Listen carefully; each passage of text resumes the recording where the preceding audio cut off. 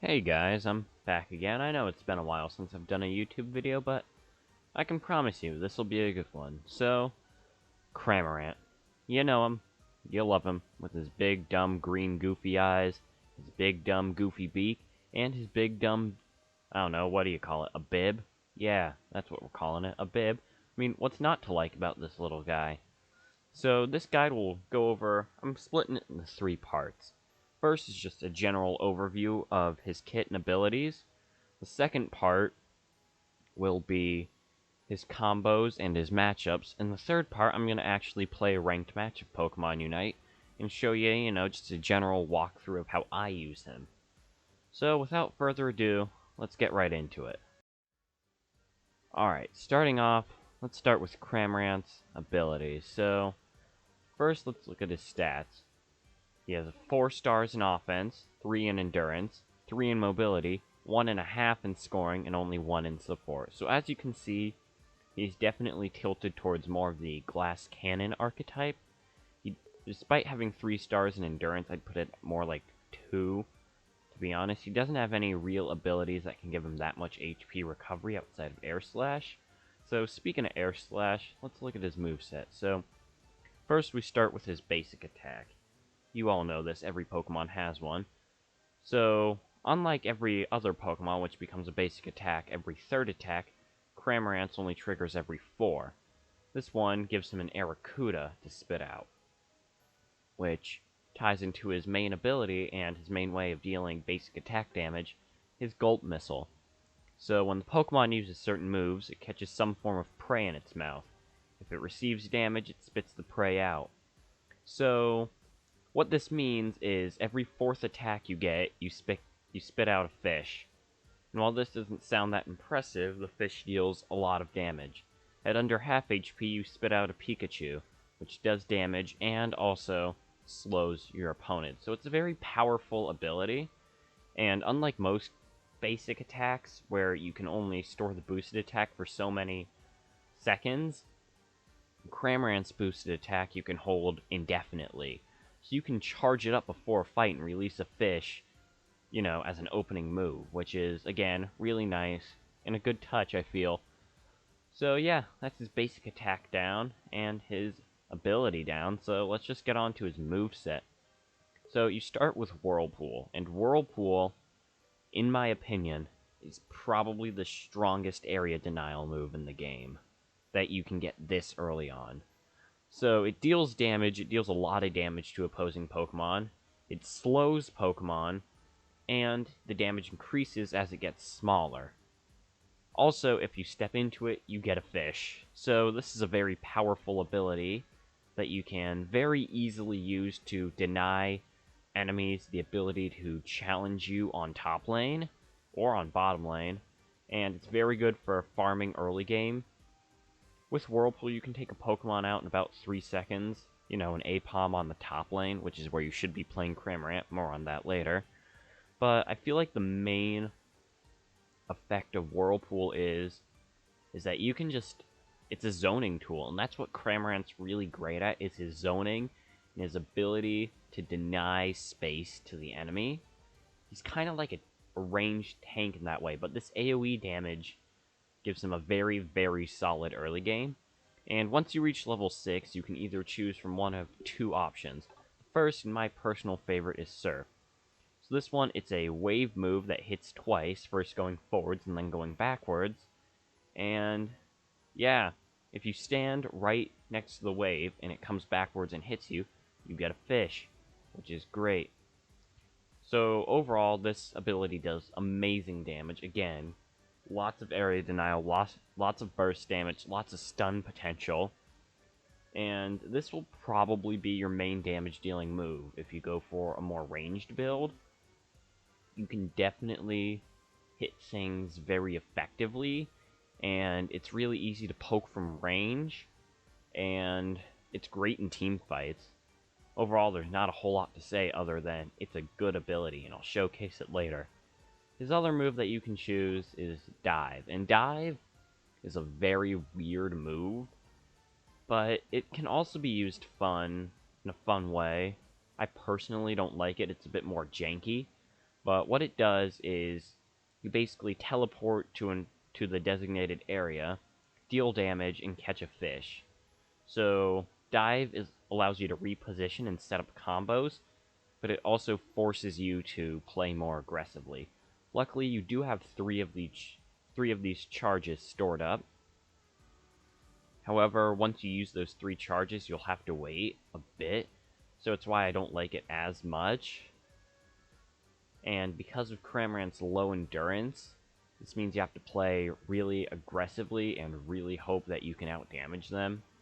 Honestly, this move kind of reminds me a bit of Hex with Gengar, because you teleport and you deal close-up damage.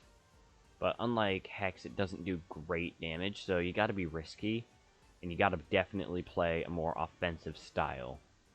Alright, now that those moves are down, we go to the other one, Feather Dance. It's a debuff, no one cares about it, you're getting rid of it as soon as possible. What we care more about are Hurricane and Air Slash. So Hurricane, again, another very strong area denial move that, throws opposing Pokemon up into the air. So a common combo, which I'll showcase later, is Hurricane into Surf.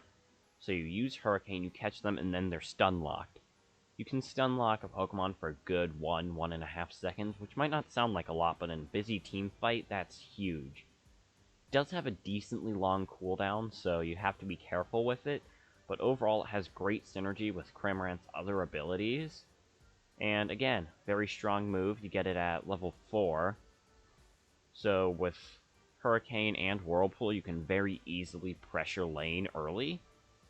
And you can, just deny area. Again, that's what Cramorant is all about. It's denying opponents the ability to attack you and keeping yourself at a safe distance and zoning. Another move is Air Slash, and Air Slash synergizes well with Dive. Again, more on that later. But what you do is you shoot out 3 blades in a fan-like fashion, and it throws you backwards. Now, Air Slash actually does good damage, but you have to be up close. It's like a shotgun ability, and the upgrade is actually really powerful. You get HP back when you hit with a blade of air. Again, a very, very strong ability, and every time you deal damage with it, the cooldown reduces. So you can easily cycle through with Air Slash and Dive. Overall, I still find it to be the weaker of the two, just because you can't pressure from range as effectively as you could with something like Hurricane. But still, it's an option, although not the one I prefer. Alright, almost forgot his Unite move. Important to mention, Gatling Bolt Missile. So basically, it turns you into an immobile turret of death with long range. All you can do during the duration is stand there and shoot out fish. That's all you can really do. And this move is one of the best objective control and area denial moves in the game, even after its significant nerf. Like, you don't want to be standing anywhere near this thing while it's using Gatling Bolt Missile. It's not so great offensively, but I prefer to use it as a defensive move in huge team fights, just to give your team a little bit of breathing room. Again, it's a zoning tool, and you're not invincible while using it, so you have to be careful. You can't just pop it and hope that you live, because you won't. Again, it makes you a huge sitting duck, or sitting Cramorant. So you have to use it sparingly. But overall, it's still one of my favorite Unite moves to use. It feels very satisfying to just be, Gatling gun fishing, I would say. And even after the significant nerf, it still does really solid damage. So again, you're kind of getting a theme here with all of his moves. It's zoning. That's what's very powerful about Cramorant. And that's what you have to remember while using him, is that he is a zoner. He's more of the, in terms of a MOBA, a mage archetype is how I'd best describe him. He's a mage. He has strong range damage and strong AoE area denial. So, with that out of the way, let's talk about some general strategies and combos in the practice area. Alright, so now that I'm in the practice area, I can just show off, how powerful Whirlpool is. So let's just test it out on this Ludicolo here. Don't mind the Slowbro. Like, just watch the damage from this. It does nearly half of Ludicolo's health in a span of seconds. It has a very short cooldown. You see, even though I misplaced it there, I did that on purpose so I can show that you get a fish. And just, again, another really good early game combo, if you go the mage route, is Hurricane to knock them up, then Whirlpool, so the Whirlpool gets smaller, and they take increased damage. Again, it's a very, very solid option, and I'll even show it again on tanky target like Slowbro here. Just Whirlpool and Hurricane, that does a lot of health. And again, you can just keep spamming these because these cooldowns are so short.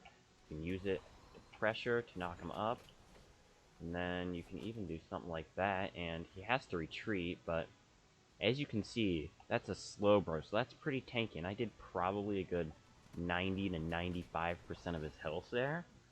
So again, it's a very, very strong ability. So again, when you're on lane, you just want to be farming.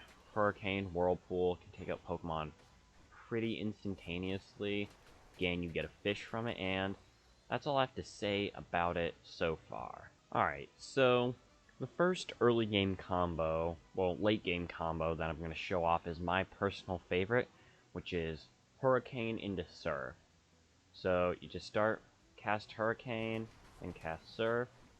As you can see, that did 5,000 to 6,000 damage in a second. You did 4,200 move damage, and again, it's a very strong ability. It can be used to reposition.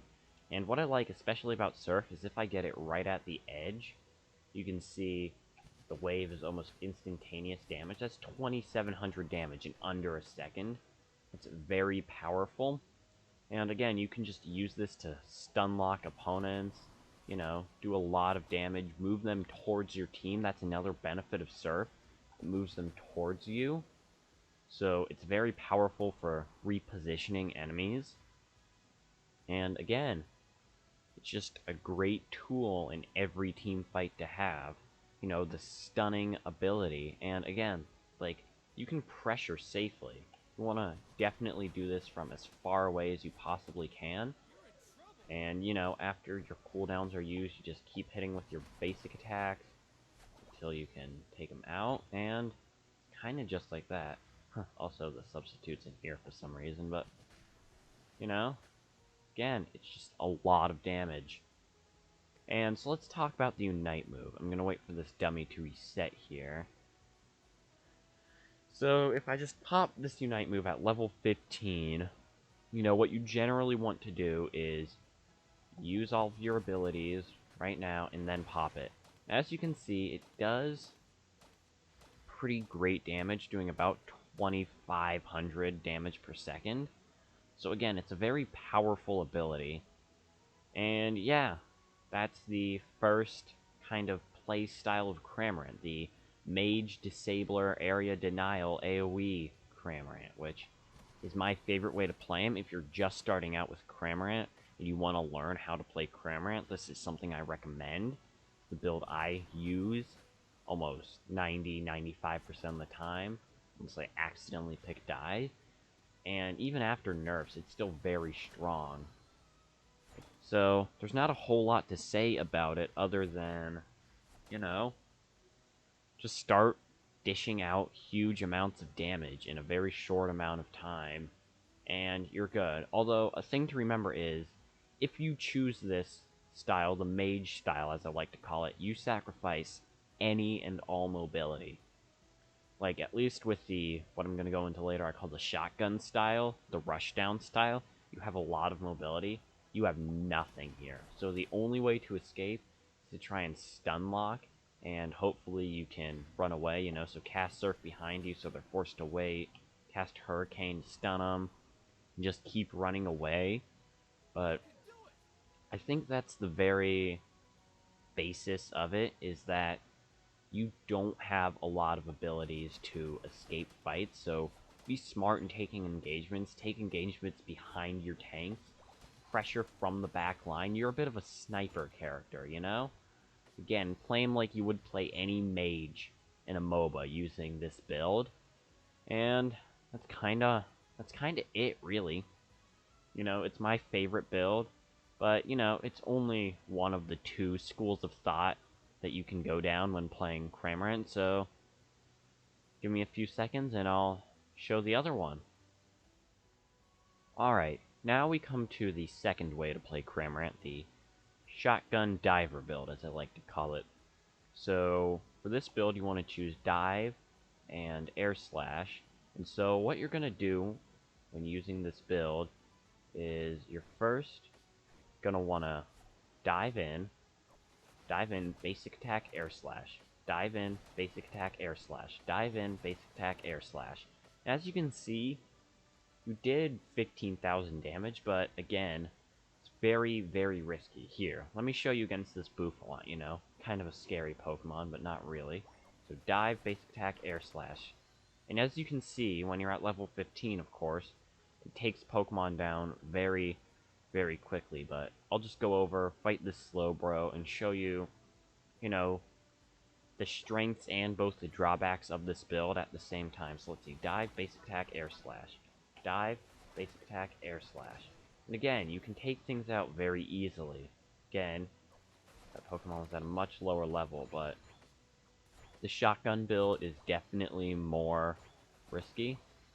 And unless you're over leveled, you're gonna struggle in some matchups. You'll find that you're not doing enough damage. But let's go over like the general strengths of this kit. The strengths of the shotgun build, the biggest one in my mind is high burst damage and a lot of mobility. With dive and air slash, you can engage and disengage at your leisure. And again, very, very high burst damage. Like you saw there, that Apalm was just deleted in a matter of seconds. Of course, I am level 15, but still. It does speak to the burst potential of this build, but I think the only real drawback that this build has is that you have to live dangerously to play this way, you know? Cramorant, again, is not the bulkiest Pokemon in the world, and it can be very frustrating at times if you don't get your combos off correctly, and you use up all of your dive charges. You can just be deleted instantly. So this is definitely more of a duelist build. I guess you could even play this in the jungle if you wanted to. But it's a very, very high risk, high reward build that I don't really recommend for beginners. However, if you do want to run this playstyle, go for it, you know, whatever works for you. But personally, I prefer the mage build. So, now that that's over with, now that I've shown the two schools of thought, per se, of Cramorant play, let's go into, you know, I'm going to go into a live game, a ranked match, an actual ranked match, and kind of just walk you through my thought processes and show you the highs and the lows of playing Cramorant, and really show, you know, the authentic battling experience. I'm doing this with random people, you know, and I think Ultra tier, so it could go either way. If I win, that's great. It shows off some of the good things. If I lose and I have a bad game, I'm fine with that too, to show that while Cramorant may look good, he does have some flaws, and he requires a decent amount of positioning and skill to use. So, without further ado, let's get right into it. Alright, here we go, ranked match time. As I've already explained, I'm gonna pick Cramorant, and you know, just see how this goes. Again, you always want to go top path, and I should probably explain my item choice. I haven't done that yet. So I use a pretty unorthodox set. Most people go for something that resembles defense, but I do Wise Glasses, Shell Bell, and special attack specs. And this is, again, just a pure special attacking machine, and it's to maximize damage, because, you know, my philosophy is they can't kill me if they're dead, right? It's probably a dumb way to play Cramorant, but it's worked so far. For me, again, you can only really use this set if you're playing the mage style. If you're playing the shotgun style, you might want to swap out special attack specs for probably Buddy Barrier, but that's not important. what is important right now is I'm going to be narrating this game so you all can hear my terrible, terrible voice. Alright, here we go. So, again, just looking at the threats here, Gengar, Blastoise, and Zeraora are huge problems for me. I don't want to fight them one-on-one. Blissey I can deal with, Pikachu I can deal with, but again, part of playing Cramorant is knowing what fights you can and cannot take, and again, as Cramorant you cannot take fights with many speedsters and tanks unless they're low. Even then, you're so susceptible to burst damage that I wouldn't recommend it. So, starting off here, again, you want to get Whirlpool as your first move choice. And just start farming wild Pokemon on the top lane. Have lag, because my computer's a potato. And, again, just keep hitting things with Whirlpool. And there we go, that's level 3. There you go. Again, just keep farming. You don't want to engage yet, especially because there's a Zeraora there. And engaging with that would be bad. Ooh, he is really low though. I could try, but again, it's just so risky.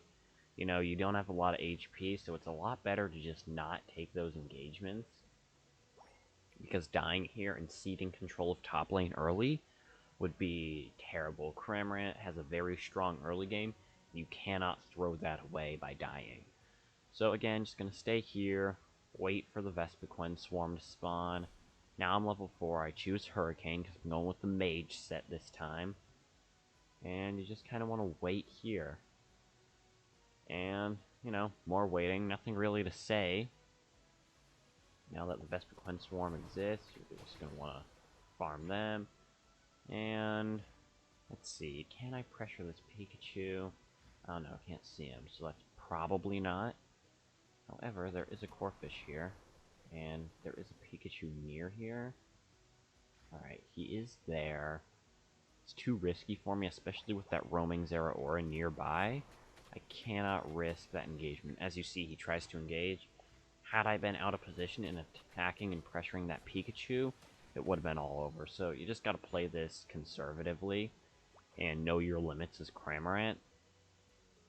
Again, just staying away, poking at a distance with Hurricane and Whirlpool, and waiting until they engage. Let them come to you. Right there. That. Choose low. I cannot find the kill. I got eject button. Might have been a bit cowardly use there, but better safe than sorry. Again, don't want to die. Just trying to stay alive, get XP. You know the drill. Okay, so there's a bit of a fight on bottom lane, but again, I still have to defend up here. Looks like they are collapsing in the jungle, which means I can probably get a bit of a sneaky goal here and get that special attack specs boost. Again, that'd be great. And there we go, just like that I scored, and I get served, so I can't 1v1 the Zeraora effectively. Or can I? Nah, he actually runs. That's great for me. He probably could have taken me out. Luckily for me, he's a coward. Yeah, now he's coming on for the chase. I'm gonna heal here. And then, yeah, hope he doesn't do that. Alright, that Zeraora did not play that well. I did not know what he was doing there. Alright, you know what? I'll take it. But, again, I should not have won that fight. He should have engaged me. If you see a Cramorant out of position and up close, just start hitting him. He'll die eventually. You know, and as Cramorant, you have to realize that once they close the gap, it's over for you, so don't let them. Use Surf, use Hurricane, keep your distance at all costs. And we do get the Dreadnought fight here. That's very helpful. And again, if they're not willing to, you know, respect me on top lane, I can just keep doing this all day long, and they can't do anything about it. Get that special attack specs boost. You know, I have my Unite move, so if I'm in danger, I can deal with it. You know, and that's 4 goals, so I have +4. My special attack, again, that Pikachu's level 6, I can take that fight. Oh, look at that damage. Look at that damage. And then, again, eject button away. Don't think he can pressure me enough here. Yeah, he has to run. I get a Citrus Berry just to be safe. And again, just by playing safely and conservatively, you can do a lot of work as Cramorant, just pressuring with AoE damage. Again, making sure they don't get this. Alright, they do get... So I think I'm going to pop my Unite move here. At least pressure that Gengar away. Oh, they're so low. Yeah, they're gone. Alright, that's good for us. Again, a very powerful zoning objective. As soon as I popped that, the fight was over for him. So, how? Explain that to me.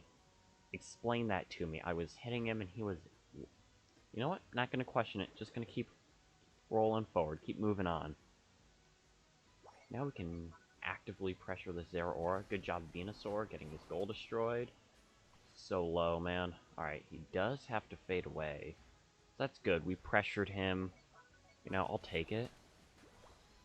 Again, it could go down for the Dreadnought fight, but I think that's more Venusaur's job. You know, I really just want to stay up here and play defense. Cramorant is a very defense-oriented Pokemon, and you just have to know your limitations. And because I'd play more aggressive if I had a defender, because I do not have a defender, it's very risky for me to attack like I am now. So let's just see. I'm going to scout out first. If there's nothing there, then I guess I can just get, you know, another 30. Not bad. Alright. Once I get this, that's my 6th special attack specs boost, so there's nothing more I can really do that would be meaningful. There was a Gengar there, and that is a problem. Guess I can hone in on him, but I don't want to take that fight. Now that he's this far into my territory, I probably can, but I'd rather just farm. I do have my Unite move again. That'll be very useful. Alright, he's trying to pressure me. I run away. Oh, I just barely get that. Alright. Okay, I just barely survived that. Sweet Jesus, that Gengar, again. You know, had I taken that fight out in the open without the safety of my goal zone, I would have died there, and that Gengar would have scored, and it would have been over. So, you just have to play defensively, play with your team. If your team is pressuring bottom lane, which they often will, then it's not your fault or your problem. I don't know why I threw out a surf there. Alright, now that we're pressuring with 3, I have Charizard to tank for me, kind of. Ooh, that's really bad. That's really bad. Yeah, I'm dead there. Alright. GG's on them. Charizard, however, is putting in work right now. And probably either pressure or run away. He does choose to go in. I want to see. He gets that KO. That's 3 for him. Charizard really putting in work there, and I respect that. He might even get this Gengar. Gengar has to pop a Unite move just to get it. It's really good work by the Charizard there and saved my dumb butt from, you know, bad problems. I don't know how to describe it so much as Blastoise came in clutch there. Alright. So here's Blastoise. Not Blastoise. Charizard came in clutch there for our team. I could, again, pop my Unite move, but I don't have to. Again, I don't need to. I think I'll just stay. Good job, Venusaur, getting that KO. We might be able to pressure, at least take out this Vespiquen swarm. Honestly, that's just as good. You know, I only have 4... Yeah, there's no way I can take that fight in good conscience. I'm gonna have to run here. I know it seems kind of cowardly, but you have to play Cramorant as a coward. And I know that doesn't sound inspiring, and it's not, but it's just... It's a fact of life when playing Cramorant. You just cannot take fights that you can't win unless you have a defender. Alright, now it's Zapdos time. I have my Unite move. I'm level 13. I'm feeling confident about this fight. There's a Zapdos. No, not Zapdos. Blastoise up there. Blissey down there. Not a whole lot. I think I'm going to invest it here. Yeah, I get 1. I get 2. And I get 3. I get 3. Ooh, that Gengar's low. And we get it. Alright, GG's. We win. Oh, I got Zapdos too. How convenient. Alright, there we go. That's the game. That's GG. We win from here. Again, just using that Unite move to cause that much chaos, and they surrender. Yeah. GG. GG to them. So I honestly felt like I showed off how to play the Mage build really well, and just look at that scoreline. Nice.